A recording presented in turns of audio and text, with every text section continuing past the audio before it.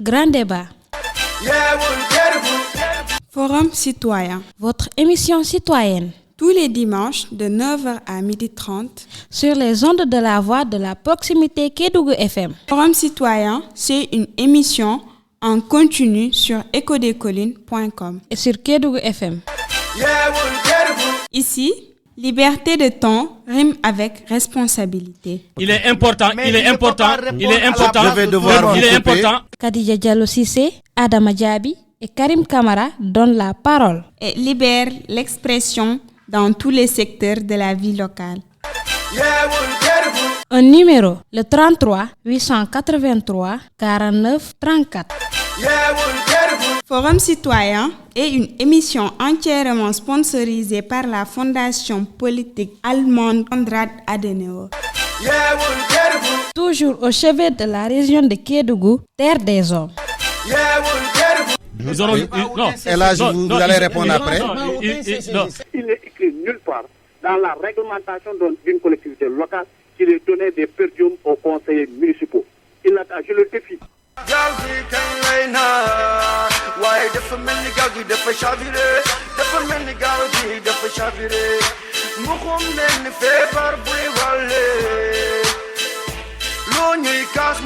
On veut travailler, tant travailler.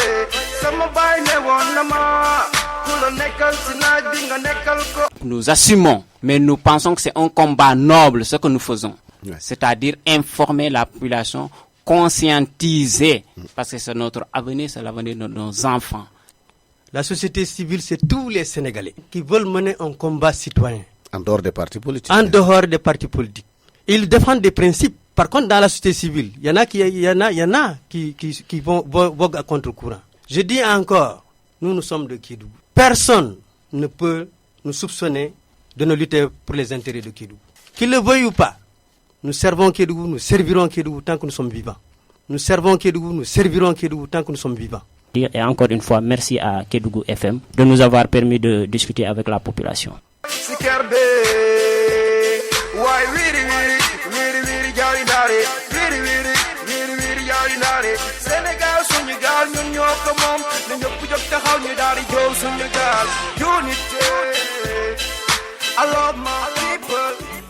Mesdames et messieurs, c'est l'heure de votre émission Forum citoyen à la présentation Adama Diaby.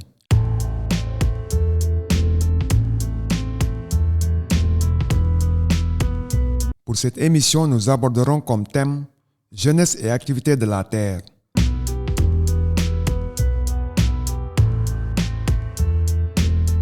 Nous recevons comme invité Abdoulaye Keita, jeune agripreneur.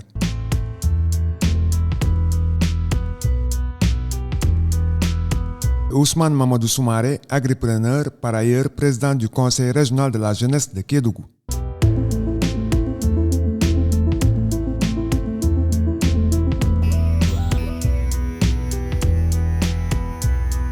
À présent, nous allons donner la parole à nos invités afin qu'ils puissent se présenter.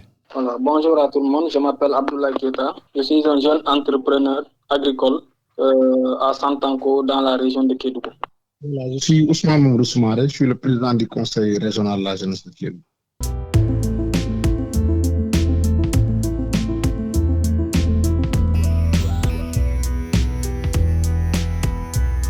À Kédougou, il pleut beaucoup. L'eau ne manque pas. Il y a assez de terre. Parfois, la jeunesse se plaint du manque d'opportunités en emploi salarié. Que pensez-vous de cette situation? Oui, vous savez que cette région-là est une région, comme je l'avais assez dit, c'est une région bénite où, en fait, aujourd'hui, les opportunités sont énormes. Quand on voit aujourd'hui les terres arables qui sont disponibles dans la région de Kédougou sont énormes. Aujourd'hui, l'agriculture, tout le monde sait, est un secteur quand même qui emploie beaucoup de personnel. Alors, c'est une opportunité quand même pour qu'on puisse vraiment miser sur l'agriculture, d'autant plus que nous sommes encore une région où l'autosuffisance alimentaire n'est pas encore atteinte, où aujourd'hui des problèmes liés à la sécurité alimentaire sont récurrents. Je crois qu'aujourd'hui, miser sur l'agriculture pourrait aujourd'hui donner des emplois aux jeunes, mais aussi que ça peut être des emplois assez comment on va le dire, des emplois qui peuvent assurer quand même la dignité de l'individu et qui peuvent avoir un impact dans la vie des jeunes. Vraiment, c'est une situation déplorable. Parce qu'aujourd'hui, moi qui vous parle, je travaille dans le privé depuis des années. J'ai eu quand même à travailler dans de nombreuses ONG, surtout dans le domaine de la nutrition. Et depuis ce temps-là, j'ai pensé aussi à travailler dans le domaine de l'agriculture. Parce qu'aujourd'hui, l'État ne peut pas recruter tout le monde. Et nous avons l'opportunité à Kédougou, il pleut beaucoup, comme vous l'avez dit.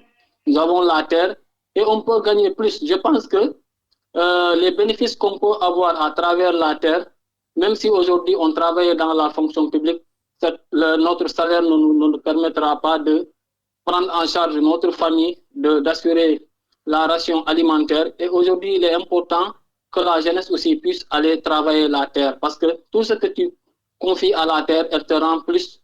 Elle te rend ce que tu l'as confié, mais aussi tu peux gagner beaucoup plus.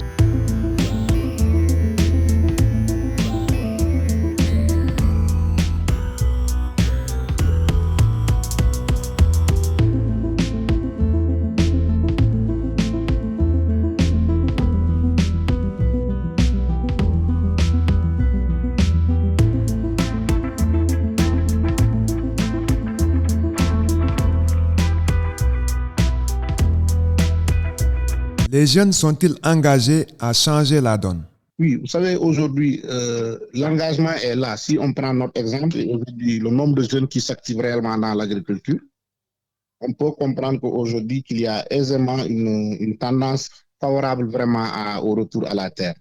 Maintenant, cela aussi nécessite quand même des accompagnements, cela nécessite aussi un encadrement, cela nécessite aussi vraiment des appuis. De la part des partenaires, de la part de l'État, mais aussi de la part aussi des jeunes, parce qu'il y a un minimum aussi d'engagement qui pourrait favoriser tout cela. Au vu aujourd'hui quand même du nombre de jeunes qui croient à la terre et qui s'activent réellement dans des activités quand même liées à la terre, oui, les jeunes sont prêts à travailler dans ça. Oui, parmi la jeunesse, il y a certains aussi qui ont compris, parce qu'aujourd'hui, au niveau même du Conseil régional de la jeunesse, il y a cette politique-là. Donc, les gens sont en train de travailler, le président du CDJ, du CRJ, et nous sommes en train de développer des politiques pour que la jeunesse puisse se retourner vers la terre. Mais aujourd'hui, il y a certains qui s'activent là-dedans, malgré les moyens, l'insuffisance des moyens, parce qu'aujourd'hui, il faut aussi comprendre que pour faire l'agriculture, il faut avoir les moyens. On ne peut pas se lever du jour au lendemain pour dire qu'on va aller cultiver. Et il faut obligatoirement des moyens. Ça demande beaucoup de moyens. Et je crois que ça aussi, c'est un facteur bloquant. Mais la jeunesse, comme une partie de la jeunesse a compris et ils s'activent là-dedans.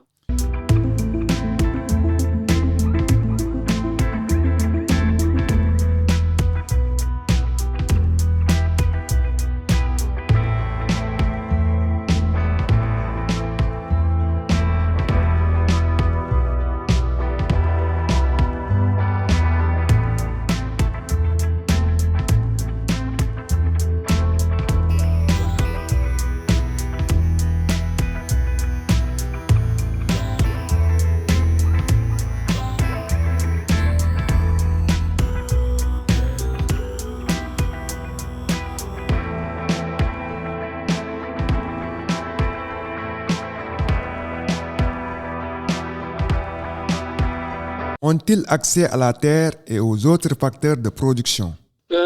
Pour l'accès à la terre, je crois que certains jeunes ont accès, ce n'est pas tout le monde.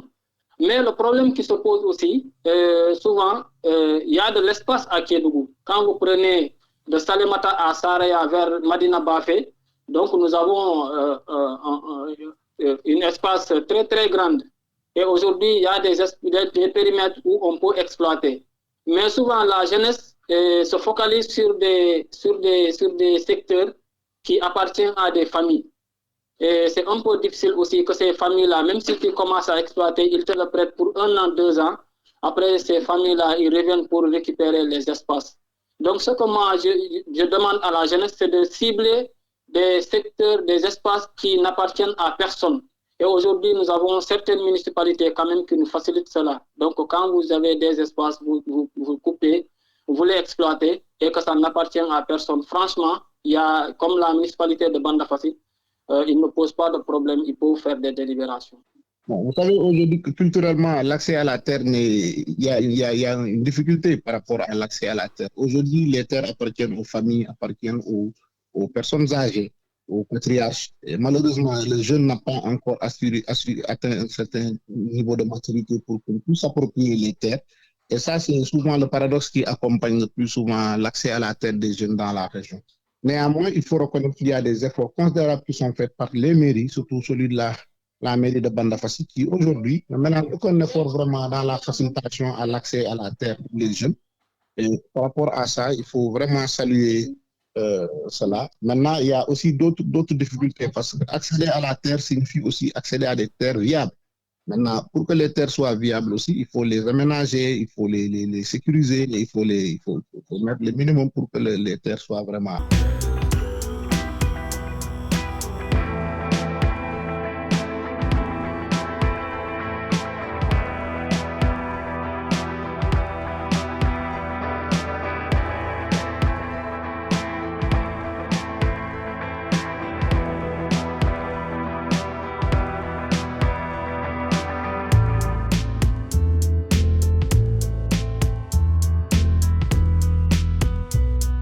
Quels sont les obstacles qui peuvent freiner l'engagement des jeunes en agriculture?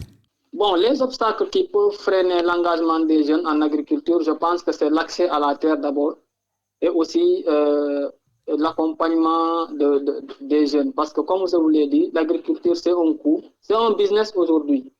Donc l'agriculture qu'on faisait auparavant, parce qu'aujourd'hui, on produit pour consommer, mais aussi pour vendre. C'est un business, ça demande des coûts. Et c'est très cher. Je pense qu'investir dans l'agriculture, c'est plus cher qu'investir dans les autres secteurs d'activité. Ceux qui s'activent là-dedans, ils le savent. Et les facteurs de blocage, c'est les moyens, mais aussi c'est l'accès à la terre. Oui, la première chose, c'est la formation. Parce que l'agriculture aussi a ses exigences. Le mieux, c'est que les jeunes soient bien formés, connaissant aujourd'hui les avantages. La deuxième chose, c'est aujourd'hui l'accompagnement technique. L'accompagnement technique, maintenant, les partenaires doivent intervenir, l'État aussi doit intervenir pour accompagner. Mais l'autre chose aussi, c'est la politique agricole du Sénégal doit aujourd'hui être portée par les jeunes. Et pour cela, il faut qu'aujourd'hui, à la place de paysans, ou bien à la place d'agriculteurs simples, qu'on puisse avoir des agripreneurs, comme vous l'avez si bien dit, il y a aujourd'hui une culture de l'entrepreneuriat agricole auprès des jeunes pour qu'ils puissent aujourd'hui faire de l'agriculture un business. Et je crois qu'il y a beaucoup à gagner dans ce secteur et les gens peuvent vraiment pouvoir se tirer le prix. L'autre contrainte aussi, c'est, comme vous l'avez si bien dit, l'accès aux terres. Parce qu'aujourd'hui, pour les jeunes agripreneurs, forcément, il faut qu'ils aient des terres qui sont accessibles. Et ces terres-là, aujourd'hui, comme je l'ai dit, si on regarde la bordure du fleuve, c'est difficile pour les jeunes d'y accéder parce que ça appartient à des familles. Pour eux, c'est un héritage pour eux et quand quelqu'un veut toucher, c'est des problèmes. Non seulement eux, ils n'exploitent pas, mais si quelqu'un veut toucher à ces terres, c'est un problème. Voilà des contraintes en fait, qui pourraient aujourd'hui saper le moral de certains jeunes pour retourner vers l'agriculture. Les autres secteurs, c'est-à-dire le matériel, souvent nous avons des problèmes à accéder au matériel. Et ceux qui disposent des matériels, les tracteurs, les semoirs et autres là, c'est de la ségrégation. Et on demande vraiment aux chefs de service ou bien à nos autorités de faciliter l'accès à ces matériels-là. Moi qui vous parle, et je connais tant d'autres jeunes, et nous sommes obligés d'épargner de l'argent, d'aller dans les Dakar ou bien d'aller vers Kaolack pour payer le matériel agricole. Et aujourd'hui, nous avons la possibilité d'acquérir ces matériels agricoles qui sont bien subventionnés, mais c'est ça le problème. Nous, franchement, on n'a pas accès à ces matériels agricoles.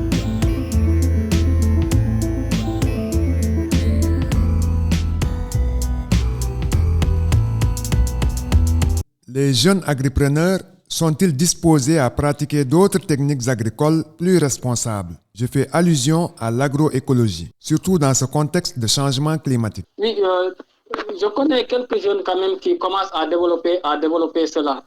Et nous avons aujourd'hui des fédérations aussi qui travaillent là-dedans. Mais vous savez, pour faire une grande production, ou bien utiliser ces genres de production écologique, ça demande des moyens. Par exemple, moi, je disais à quelqu'un l'autre jour, je dis que même mon poulailler qui se trouve à Kédougou, je vais décentraliser dans mon ferme. Ça me permettra, avec les déchets, donc de pouvoir utiliser cette technique-là. Mais vous savez, pour le faire, il faut suffisamment de matériel. Il faut peut-être des mototaxis pour faire le déplacement des déchets. Donc, ça demande énormément de moyens. Et aujourd'hui, nous voulons faire une production sur des hectares. Par exemple, celui qui va produire plus de 20 à 30 hectares. Donc, pour aménager cela, il faut des techniques, il faut des moyens.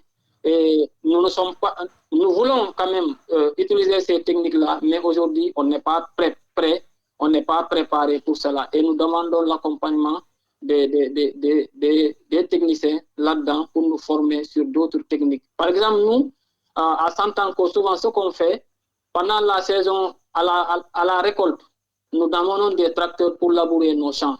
Ça permet les tiges de maïs que nous avons, ou bien la paille que nous avons dans nos champs, on va les labourer pour que l'année prochaine, que ça se transforme en engrais pour qu'on puisse travailler encore. Mais ça demande des moyens. Présentement, on n'est pas trop préparé et nous sommes obligés de travailler aussi avec les engrais. Peut-être dans 2 ans, 3 ans, nous allons quand même développer quand même ce secteur. Vous savez qu'aujourd'hui, avec les jeunes qui font des formations aujourd'hui au niveau en fait, qui acceptent aujourd'hui de s'élever en agriculture, néanmoins, forcément, il faut qu'il y ait aujourd'hui ce changement de paradigme. Aujourd'hui, on parlera de technologies nouvelles au niveau de l'agriculture parce qu'aujourd'hui, il faut savoir conduire un engin lourd, il faut savoir conduire un tracteur, utiliser des drones dans les champs agricoles. Voilà de nouveaux métiers qui se créent autour de l'agriculture. Et réellement, aujourd'hui, il y a énormément d'opportunités pour eux. Maintenant, la transition agricole aujourd'hui aussi se fait avec aujourd'hui l'utilisation de produits quand même liés à l'environnement, pour la protection de l'environnement. Mais vous savez, des pays comme le Sénégal aujourd'hui, nous ne parvenons pas encore à atteindre l'autosuffisance alimentaire. Alors, ce sera aujourd'hui vraiment de dire que forcément, il faut mettre fin aux pesticides ou bien aux engrais chimiques. Et je crois que la dynamique serait aujourd'hui d'abord d'atteindre l'autosuffisance alimentaire, ensuite améliorer les techniques culturelles en mettant l'accent sur le bio. Mais nous, aujourd'hui, moi personnellement, j'utilise moins d'engrais chimiques parce que j'utilise aujourd'hui la fiente des animaux que j'ai au niveau de mes activités d'élevage et qui, en fait, j'utilise un peu seulement de pesticides ou bien d'engrais chimiques pour pouvoir fertiliser nos sols. Et je crois que c'est des choses, des pratiques qui existaient bien avant à Kédougou. Et je crois que c'est des choses qu'il faut aujourd'hui valoriser et pérenniser. Parce qu'on sait aussi que les pesticides et les engrais chimiques ont un impact néfaste aussi sur le sol, sur notre vie, mais aussi sur l'environnement de façon générale.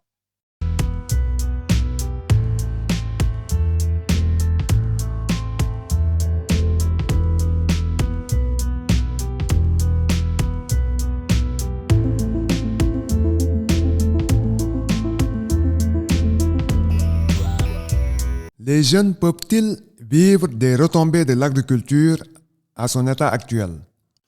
Oui, effectivement, les jeunes peuvent bel et bien vivre retombées de l'agriculture. Imaginez pour des jeunes qui font des productions sur des hectares. Et aujourd'hui, 1 hectare de maïs peut vous donner 2 à 3 à 4 tonnes. Et le sac est vendu au minimum à 15 000 francs. Donc, vous voyez. Donc, ne serait-ce se sacrifier sur 3 mois et avoir des bénéfices de 5 à 6 millions, vraiment, c'est bénéfique. Et puis, l'agriculture au sens large, parce qu'aujourd'hui, on peut faire l'agriculture et aussi on peut faire de l'élevage. Donc, je pense qu'aujourd'hui, l'agriculture a des retombées. Il suffit juste une organisation et un engagement, parce qu'il faut vraiment un engagement. Parce qu'à Kédougou, il est difficile d'avoir la main-d'œuvre. Et il faut l'engagement physique de la personne et financière pour quand même pouvoir s'en sortir. Bien sûr, l'agriculture aujourd'hui, c'est une chaîne. C'est une chaîne. Quand on regarde aujourd'hui la chaîne, depuis en fait, la production jusqu'à la commercialisation, mais à côté, il y a aujourd'hui d'autres éléments, comme par exemple la conservation des produits, il y a la transformation des produits. Il y a autant d'opportunités dans l'agriculture qui peuvent permettre aux jeunes de tirer leur épingle du jeu. Je prends juste l'exemple de certains qui vendent aujourd'hui les produits en ligne. La vente de produits en ligne, je crois qu'aujourd'hui, il y a énormément de choses qu'on peut tirer. Je prends l'exemple du fognon. Le fognon aujourd'hui est devenu un produit privé au niveau mondial, une qualité. Il y a des opportunités quand même au niveau de l'agriculture qui pourraient vraiment faciliter tout ça.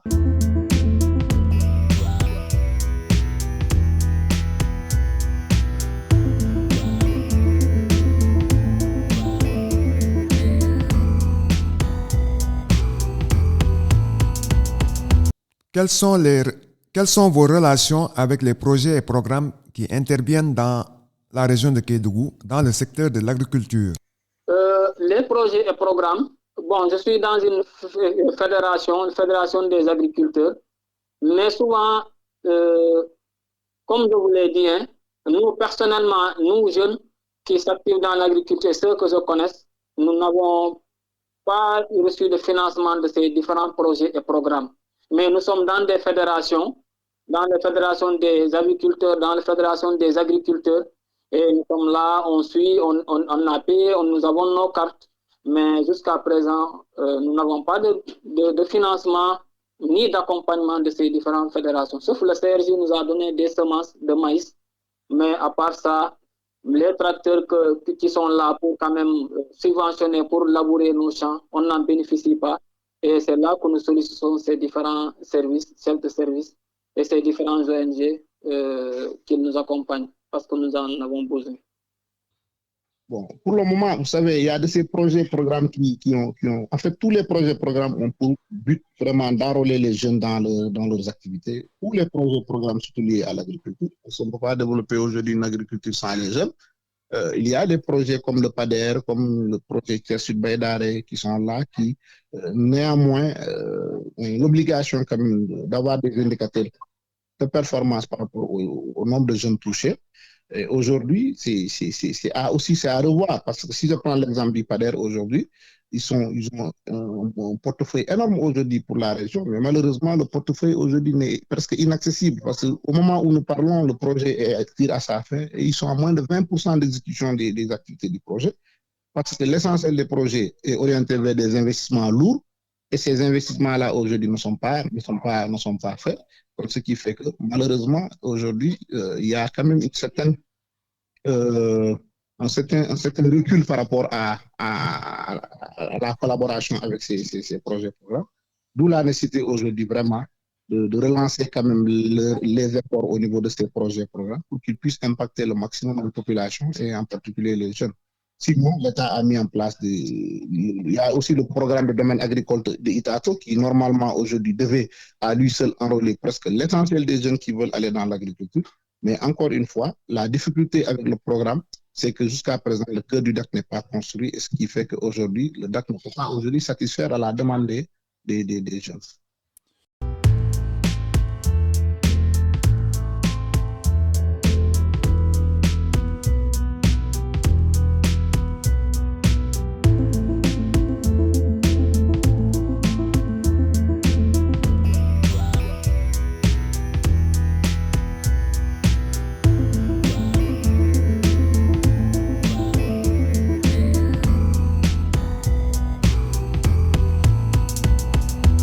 Que faut-il faire pour encourager les jeunes à s'engager dans ce secteur? Ce qu'il faut faire aujourd'hui, il faut que les autorités, nos autorités aussi, puissent faire des campagnes agricoles, c'est-à-dire des compétitions, comme le navétane, comme on est en train de parrainer les navétanes. Aujourd'hui, il est important qu'aujourd'hui, nos élus locaux puissent s'organiser et faire des tournées et primer des jeunes qui font des résultats. Parce que moi, je le dis souvent, les gens disent qu'on a cultivé pendant le début de l'hivernage, les gens prennent des photos, basculent, mais moi, ce n'est pas ça qui est plus important. Moi, ce que je considère le plus important est à la récolte, qu'on puisse aller prendre des images, prendre le nombre de tonnages, prendre des photos et écrire sur des jeunes qui arrivent à produire plus. Maintenant, ces jeunes qui sont là, qu'on puisse les primer. Maintenant, ça va motiver les autres jeunes à s'activer davantage dans l'agriculture. Vraiment, il faut des récompenses. Il faut aussi, ces récompenses-là, donner des matériels agricoles et aussi nous faciliter vraiment l'accès aux tracteurs et aux forages. Parce que Kédougou, il y a souvent un problème d'eau Et même si nous voulons exploiter pendant la contre-saison, on a un problème d'eau. Aujourd'hui, nous sollicitons aussi des forages.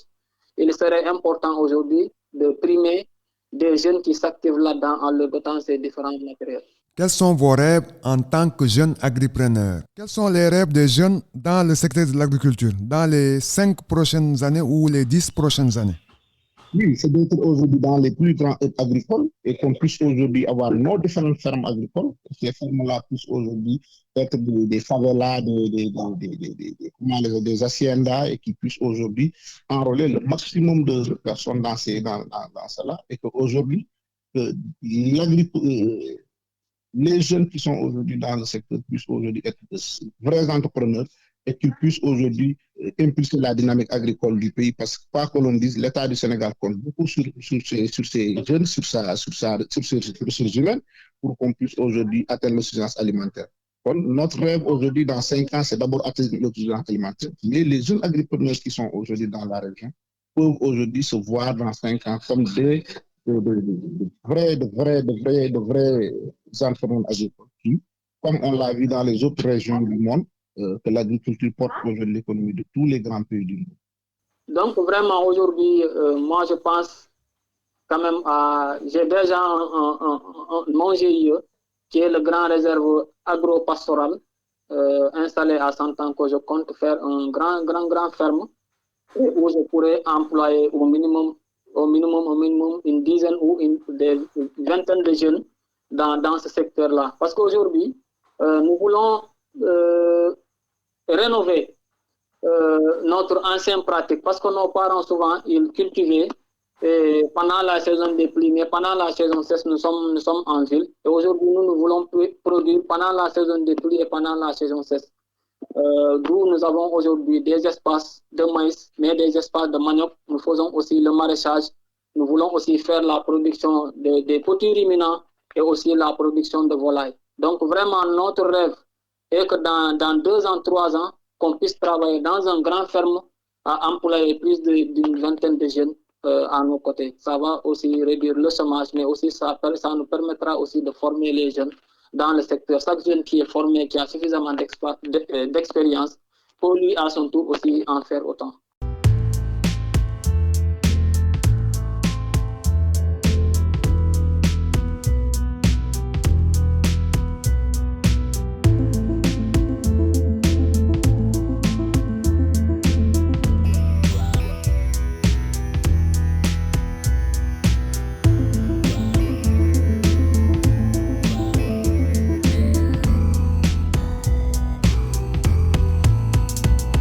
Votre mot de la fin.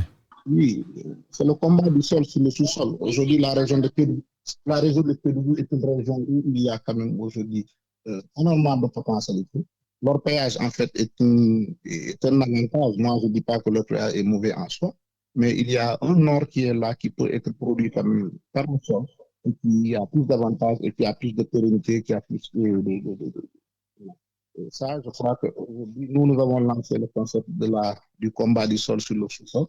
On voudrait vraiment que ce combat-là puisse être le combat, en fait, qu'on puisse avoir gain de cause à travers ce combat. C'est qu'aujourd'hui, les jeunes de la région de Kédougou ont des opportunités au-delà de l'orpaillage, au-delà de l'immigration clandestine, et que l'agriculture soit vraiment au cœur de la dynamique qui va développer cette région, mais aussi le Sénégal. Mot de la fin, c'est de vous remercier d'abord, vous qui vous êtes toujours à nos côtés, vous êtes dans nos champs et vous nous invitez dans les émissions, et nous remercions. Nous remercions aussi nos parents qui nous ont toujours accompagnés, qui nous ont formés, qui nous ont dotés d'espace, et nous les remercions. Et nous demandons à nos chefs de service, à nos autorités, au CRJ, vraiment de plaider à notre cause. Aujourd'hui, nous voulons travailler sur des centaines d'hectares, et ça, on ne peut pas le faire sans avoir des tracteurs. Et des tracteurs qui viennent souvent, nous ne sommes pas informés. Et aujourd'hui, si on parle de producteurs, et réellement, comme je vous l'ai dit, pendant la période des récoltes, on arrivait quand même à voir les récoltes des jeunes. Et on fait partie si on n'est pas les premiers, on fait partie des 5 premiers.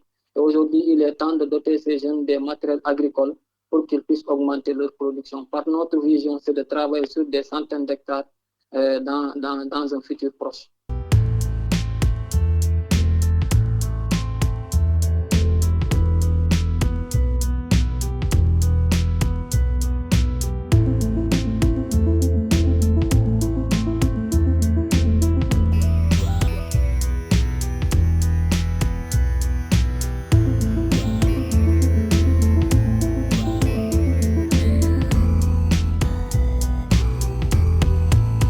Mesdames et messieurs, c'est tout pour votre émission Forum Citoyen présentée par Adama Diaby.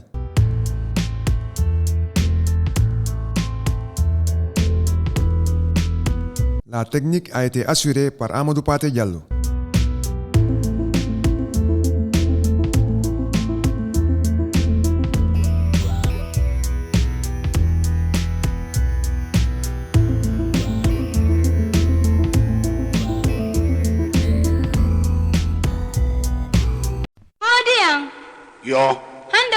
Grand débat. Forum citoyen. Votre émission citoyenne. Tous les dimanches de 9h à 12h30 sur les ondes de la voix de la proximité Kédougou FM. Forum citoyen, c'est une émission en continu sur ecodecolines.com et sur Kédougou FM. Ici, liberté de ton rime avec responsabilité. Il est important. Kadija Diallo Cissé, Adama Diaby et Karim Kamara donnent la parole et libèrent l'expression dans tous les secteurs de la vie locale. Un numéro, le 33 883 49 34. Forum citoyen est une émission entièrement sponsorisée par la fondation politique allemande Konrad Adenauer. Toujours au chevet de la région de Kédougou, terre des hommes. Vous allez répondre après.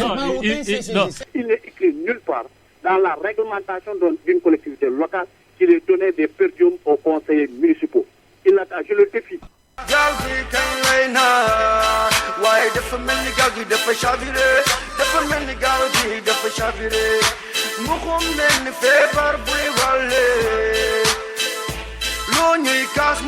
On veut travailler, tant travailler.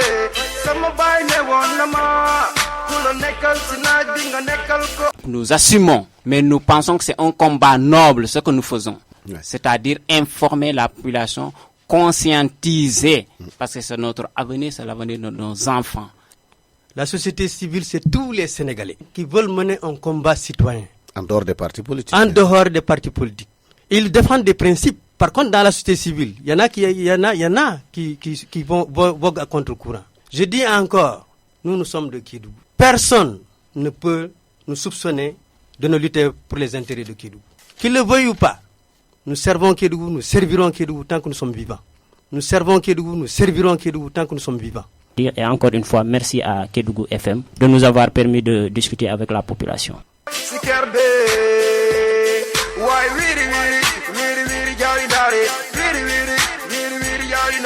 Sénégal suñu gaal ñun ñoo ko moom na ñëpp jóg taxaw ñu daal di jow suñu gaal unité I love my